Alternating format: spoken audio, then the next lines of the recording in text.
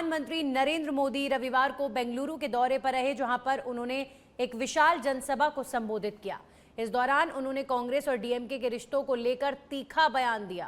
PM Modi ने कहा कि डीएमके और कांग्रेस के बीच पिछले 25 से 30 वर्षों से गहरा राजनीतिक गठबंधन रहा है। उन्होंने दावा किया कि 2014 से पहले केंद्र में 10 साल तक चली कांग्रेस सरकार भी डीएमके के समर्थन से ही टिक पाई थी। पीएम मोदी ने कहा कि जब सत्ता का समीकरण बदलता है तो कांग्रेस अपने सहयोगियों को ही निशाना बनाने लगती है।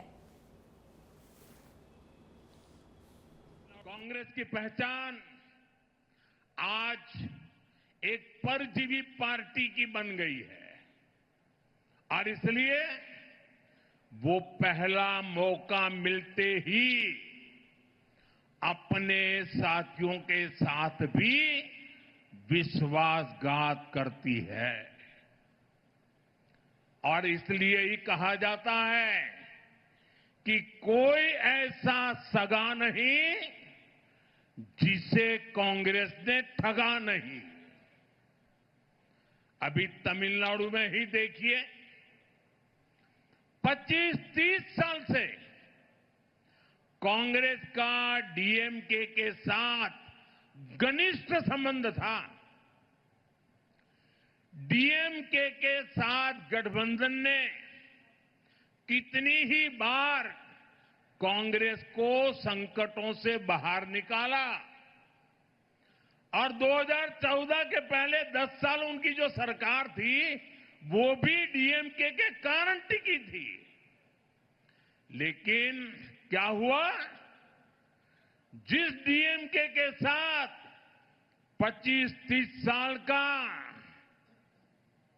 जीने मरने का नाता था, हर पल जो डीएमके कांग्रेस की भलाई के लिए काम करती थी, लेकिन जैसे ही सत्ता का खेल कहीं और मुड़ गया तो सत्ता के लालच में सत्ता भूखी कांग्रेस ने पहला मौका मिलते ही डीएमके की पीठ में छुरा भोंक दिया। परजीवी कांग्रेस को अब एक और पार्टी चाहिए जिसकी पीठ पर सवार होकर वो प्रासंगिक बनी रह सके।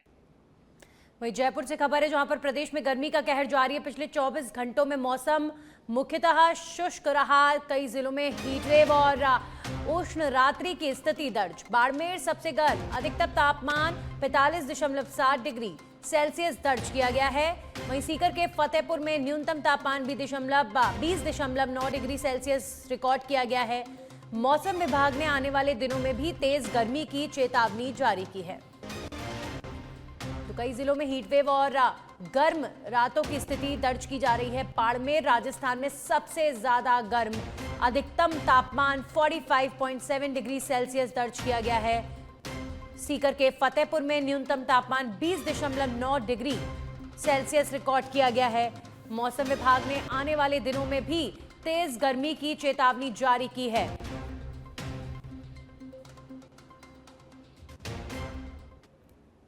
जयपुर से खबर है, जहां पर एडीसीपी नॉर्थ प्रथम नीरज पाठक के निर्देश पर हुक्का बार पर दबिश दी गई है।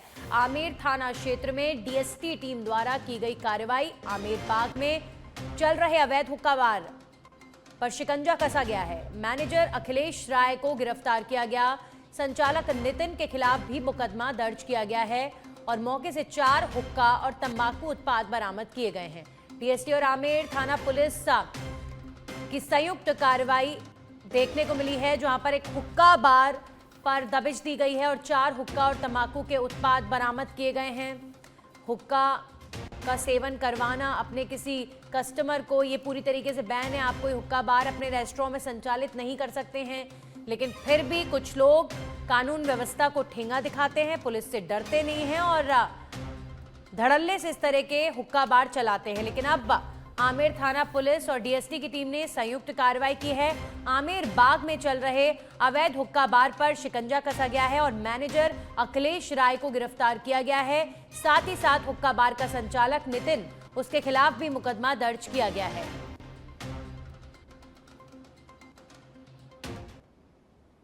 वहीं बालोतरा जिले के मांगला गांव और भीलों की ढाणी स्थित उप स्वास्थ्य केंद्र में मूलभूत सुविधाओं के अभाव में स्वास्थ्य विभाग की व्यवस्थाओं की पोल खोल दी है। भीषण गर्मी के बीच केंद्र में बिजली और पानी जैसी आवश्यक सुविधाएं उपलब्ध नहीं होने से मरीजों और स्टाफ को भारी परेशानियों का सामना करना पड़ रहा है। केंद्र में शौचालय तक की व्यवस्था न होने से महिला कर्मचारियों को भी दिक्कत हो रही है। ग्रामीणों के अनुसार नया भवन तैयार होने के बावजूद उसे शुरू नहीं किया गया है। लोगों ने जल्द नए भवन में स्वास्थ्य सेवाएं शुरू करने की मांग की है।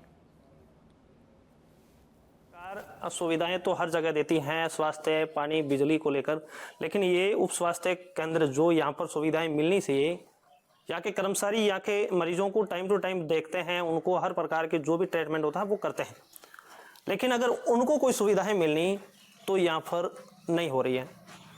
सरकारी कर्मचारी यहाँ पर उनके इस भवन के अंदर जो उप स्वास्थ्य केंद्र है उसमें न तो लाइट है न पानी है, और यहाँ तक कि यहाँ पर शौचालय तक भी नहीं है। यहाँ पर जो आपको हालात हम दिखाएं तो ये यहाँ की, देखिए मैं कैमरामैन से कहूँगा नज़दीक आइए, दिखाइए, ये यहाँ की जो खिड़की हैं उसके दरवाजे हैं। अब ये यहाँ पर इसको देखिए किन हालातों में है। ये सरकारी सिस्टम है, यहाँ पर उप स्वास्थ्य केंद्र के हालात हैं, इसको अटका रखा है, नीचे पत्थर रखे हुए ताकि वो नीचे नहीं गिरे। ये व्यवस्था कहीं ना कहीं उस कमियों को उजागर करती है। कहना चाहोगे? सर मैं तो क्या कहना चाहूँ, क्योंकि मैं तो देख तो कम से कम 10 साल हो गया, नहीं तो पानी की व्यवस्था है, नहीं लाइट की व्यवस्था है, नहीं शौचालय की व्यवस्था है, जो भी कर्मचारी वगैरह है वहाँ व्यवस्था बिल्कुल नहीं है। मैं कम से कम 10 साल तो हो गया, देख लिया मैं, बिल्कुल व्यवस्था नहीं है, कोई खिड़की की व्यवस्था नहीं है। आज तक तो मैं देखूँ 10 साल थी, बिल्कुल व्यवस्था नहीं है। और ये बहुत दुर्भाग्य की बात है। हमारे को भी ऐसा फील होता है कि ऐसा देखते, हमारे भी जो लोग वगैरह आते हैं देखते वगैरह, कुछ सुविधा वगैरह नहीं, हमारे को भी उचित नहीं लगता है। आपका? मेरा नाम सुरेश कुमार। अच्छा सुरेश जी, ये व्यवस्था है यहाँ के, आपके गांव के, आप यहाँ के निवासी हो? यहाँ का ही निवासी है। तो ये व्यवस्था ऐसी क्यों है? क्योंकि आपके गांव वालों को सुविधाएं मिल रही हैं, ट्रीटमेंट भी प्रॉपरली मिल रहा है, तो ये आप क्यों नहीं कहते हैं अपने नेताओं को, अधिकारियों को कि हमारे गांव में इस प्रकार के हालात क्यों? नेताओं को बोलते हैं लेकिन नेता कुछ करते नहीं है। गांव वाले सपोर्ट करते हैं, बाकी कोई सपोर्ट नहीं करता। क्या कहते हैं नेता? नेता बोलते तो है, वादे तो करते हैं, लेकिन काम वाम कुछ नहीं करते। इनकी शिकायत अधिकारियों को दी कभी आपने? दी है, 2-3 बार दी है, MLA को दी है, यानी सरपंच को दी है, लेकिन कोई भी सुनते नहीं है। मैं घर से लाती हूँ पानी। अच्छा। और जब ख़त्म हो जाता है बीच में तो हम अड़ोस पड़ोस के घर से लाते हैं। फिर आपके लाइट इस गर्मी के अंदर ये हालात? गर्मी में बैठे रहना ही पड़ता है, क्या करें, लोगों को सेवा देनी है तो देनी पड़ेगी। फिर वो जो चार्जेबल है वो कितने टाइम तक चलता है? ये सिर्फ 4 घंटे चलता है। अच्छा। हाँ जी। फिर इस गर्मी में अगर ये बंद हो जाता है फिर क्या करते हैं आप? फिर बैठे रहते हैं इधर ही। अच्छा। ड्यूटी टाइम तक बैठे रहना पड़ता है। वहीं बांसवाड़ा जिले के बागीदोरा कालिंजरा क्षेत्र में स्थित एक औषधि गोदाम में भीषण आग लगने से लाखों रुपए की आयुर्वेदिक दवाइयां जलकर राख हो गई। गोदाम व्यापारी मोहित के अनुसार शाम करीब 7 बजे आग लगने की सूचना मिली, जिसके बाद मौके पर पहुंचने पर देखा गया कि आग ने विकराल रूप ले लिया था। ग्रामीणों ने दरवाजा तोड़कर आग बुझाने का प्रयास किया, लेकिन सफलता नहीं मिली। सूचना पर फायर ब्रिगेड की 2 गाड़ियों ने पहुंचकर आग पर काबू पाया और इस घटना में करीब 6 लाख रुपए के नुकसान की बात सामने आई है।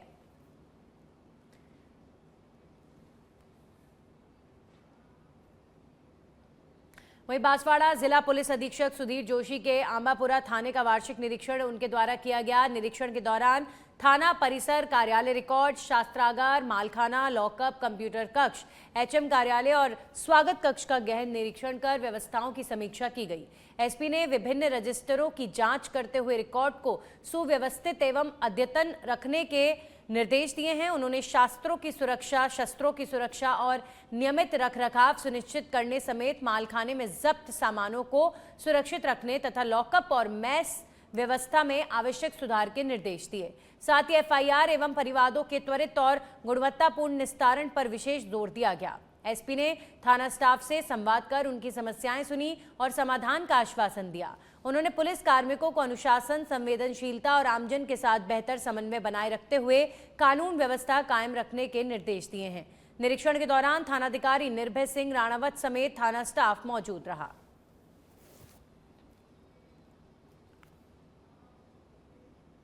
वहीं चौथ का बरवाड़ा क्षेत्र में भोपाल से जोधपुर जा रही ट्रेन के AC कोच में महिला यात्री का लेडीज बैग चोरी होने का मामला सामने आया है। जानकारी के अनुसार आरोपी बैग चोरी कर ट्रेन से उतरकर भागने लगा, लेकिन रेलवे सफाई कर्मचारी की सतर्कता से उन्हें देख लिया गया और इसके बाद कर्मचारियों ने दौड़कर 3 आरोपियों को पकड़ लिया, जबकि एक आरोपी मौके से फरार हो गया। पकड़े गए आरोपियों के पास से 1570 रुपए नगद, चांदी की अंगूठी और एक अन्य सामान बरामद किया गया है। जीआरपी ने आरोपियों को हिरासत में लेकर पूछताछ शुरू कर दी है।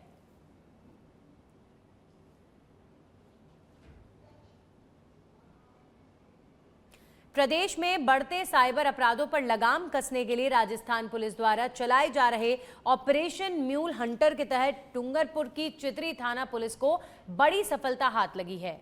पुलिस ने संगठित साइबर ठगी गिरोह के एक सक्रिय सदस्य को गिरफ्तार किया है, जिस पर 1000 रुपए का इनाम घोषित था। यह आरोपी भोले भाले ग्रामीणों को पैसों का लालच देकर उनके नाम पर बैंक खाते खुलवाता था और उन खातों को किराए पर लेकर देशव्यापी ठगी के लिए किया जाता था यूज।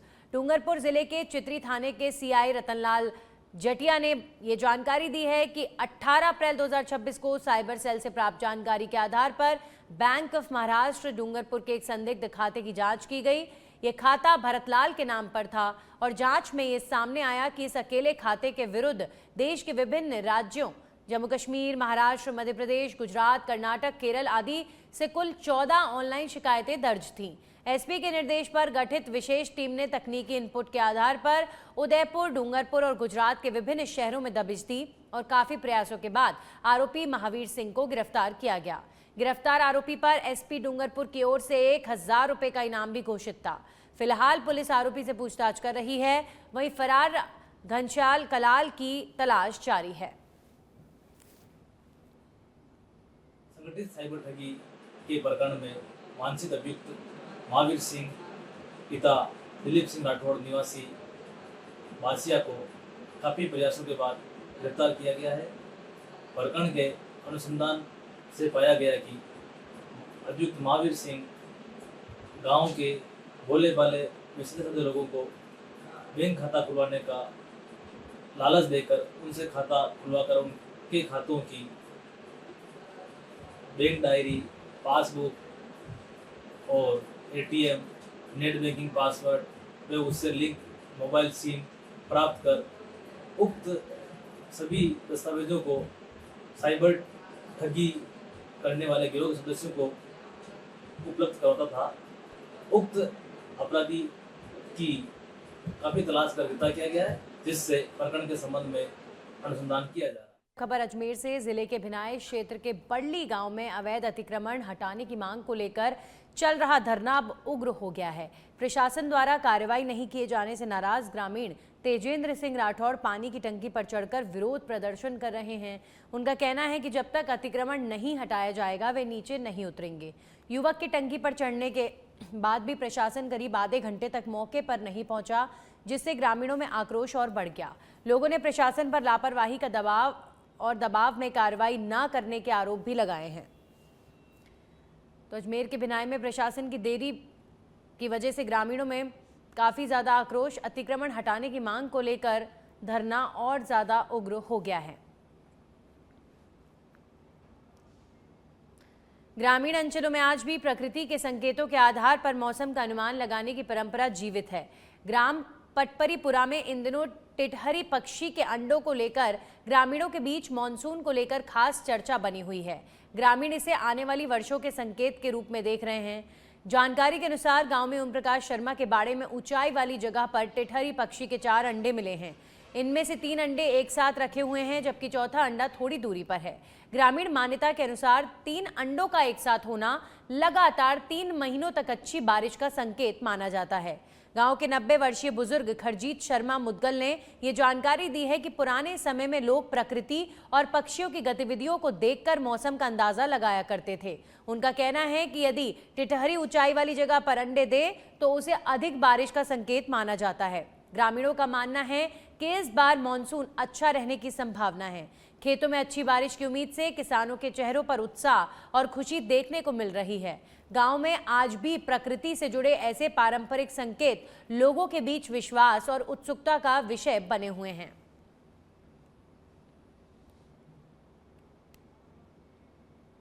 भरतपुर जिले के नदबई में आरओबी की अप्रोच सड़क जर्जर होने के मामले को लेकर कांग्रेस कार्यकर्ताओं ने प्रदर्शन किया है। कांग्रेस प्रदेश सचिव प्रशांत उपाध्याय के नेतृत्व में कार्यकर्ताओं ने पीडब्ल्यूडी अधिकारियों के खिलाफ नारेबाजी करते हुए विरोध जताया। आरोप है कि करीब 37 करोड़ रुपए की लागत से बने आरओबी की अप्रोच सड़क उद्घाटन से पहले ही खराब हो गई है। प्रदर्शन के दौरान कार्यकर्ताओं ने प्रतीकात्मक रूप से सड़क के गड्ढों पर पुष्प अर्पित कर पूजन किया और सरकार और विभाग पर लापरवाही के गंभीर आरोप लगाए गए हैं। नवनिर्मित बाईपास और आरओबी का निर्माण हुआ, जिस उद्घाटन जल्दी होना था, लेकिन उद्घाटन से पहले ही आप ये देख रहे हैं कि बिल्कुल टूट के बिखर चुकी हैं सड़कें। ये भ्रष्टाचार की बू इन रोडों से, इन गिट्टियों से आ रही है कि इस पर बिल्कुल भी जो पीडब्ल्यूडी विभाग है उसके अधिकारियों ने ठेकेदार के साथ मिलकर कुछ भी इसमें नहीं लगाया है। ये अगर मुख्यमंत्री जी के गृह क्षेत्र में अगर ऐसा हो रहा है तो राजस्थान का कहना ही क्या है। मेरा अनुरोध है भारतीय जनता पार्टी और यहाँ के माननीय मुख्यमंत्री जी से, मुख्यमंत्री जी आपका गृह क्षेत्र है, ये आप देखिए यह निर्माण कार्यों में क्या हो रहा है। वहीं नागौर जिले के मेड़ता उपखंड की ग्राम पंचायत नोखा, चांदावत्ता समेत आसपास के ग्रामीण क्षेत्रों में ग्राम रथ अभियान के तहत जन जागरूकता कार्यक्रम आयोजित किए गए।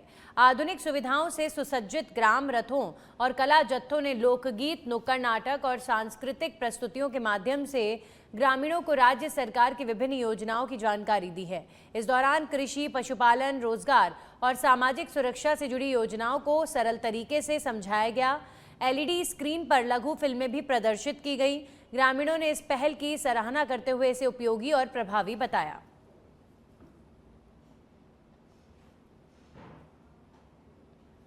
कोटा जिले के इटावा क्षेत्र के पीपलदा रोड पर एक दर्दनाक सड़क हादसा हो गया, जहां अचानक ब्रेक लगाने से एक बाइक पीछे से आ रही कार से टकरा गई। हादसे में बाइक सवार पति पत्नी घायल हो गए, जबकि कार चालक मौके से फरार हो गया। इसी दौरान वहां से गुजर रहे भाजपा मंडल अध्यक्ष प्रवीण मीणा ने मानवता दिखाते हुए दोनों घायलों को अपनी गाड़ी से अस्पताल पहुंचाया। गंभीर घायल महिला ज्योति को कोटा रेफर किया गया है, जबकि पति बबलू का इटावा अस्पताल में इलाज जारी है। हादसे में दंपति का 2 साल का बच्चा सुरक्षित बच गया है।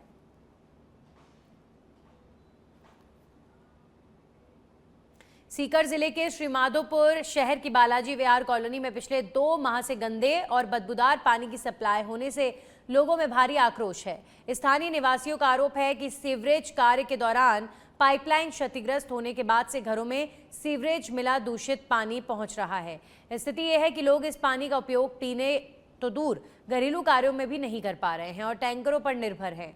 कई बार शिकायत के बावजूद समाधान नहीं हुआ। कॉलोनी वासियों ने जल्द समस्या समाधान नहीं होने पर आंदोलन की चेतावनी दी है।